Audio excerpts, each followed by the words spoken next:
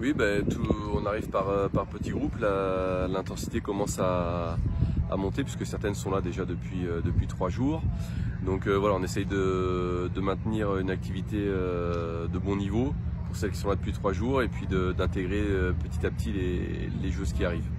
Et le cyclone Gabriel a perturbé votre programme? Oui, plus que perturbé, puisque le cyclone s'est déclenché le jour où toute la délégation voyageait.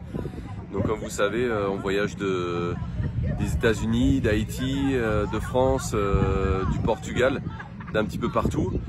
Donc c'est vrai que ça a complètement désorienté la venue de nos joueuses, l'organisation.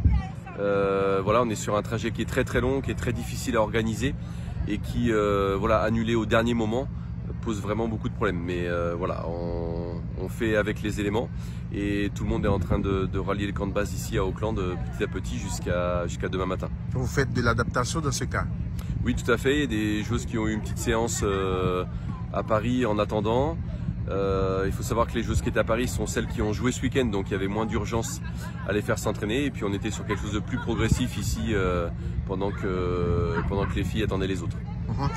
On a été au Mexique et pour se qualifier pour ces barrages. L'adversaire, c'est l'équipe du Sénégal. Et vous connaissez cette équipe? Oui, bien sûr. On travaille déjà depuis environ 2 mois sur l'équipe du Sénégal, que ce soit à travers des rapports statistiques de nos partenaires observateurs, aussi avec les analyses vidéo. Et puis on a regardé beaucoup de matchs, forcément, tous les matchs de la dernière CAN. Donc c'est un adversaire qu'on commence à bien connaître. Et pour l'effectif, vous espérez quand même accueillir tout le monde? Oui, bah, on l'espère toujours. Là, a priori, tout le monde est en voyage, donc c'est déjà un bon signe.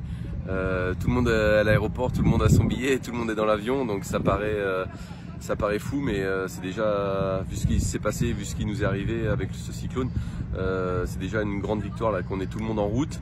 On sait que demain on sera tous ensemble et c'est le plus important. Et puis l'objectif, c'est d'aller à la Coupe du Monde. Ah, il n'y en a pas d'autre, hein. Je crois que la première interview qu'on a fait, c'était un match face au Honduras en février de l'année dernière, je m'en rappelle. On est février 1 an après, l'objectif est toujours le même. On est dans ce qu'on avait prévu. On a eu une petite désillusion, on s'en rappelle, au Mexique face à la Jamaïque, mais on est dans le plan de marche. Voilà. Le premier objectif, c'était de venir au barrage. L'exploit, c'était de se qualifier directement.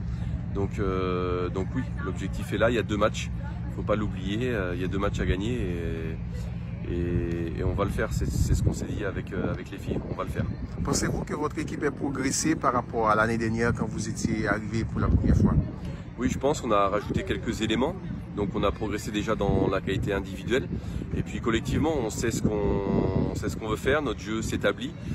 Maintenant, on doit travailler sur l'adversaire parce qu'on ne peut pas jouer tous les adversaires de la même façon. On doit exprimer nos qualités, mais dans un cadre qu'on définit par rapport à l'adversaire. Voilà, nos qualités, elles ne changent pas, notre jeu, il ne change pas. Voilà, parce qu'on a des qualités qui sont fortes et des marqueurs qui sont forts dans notre jeu.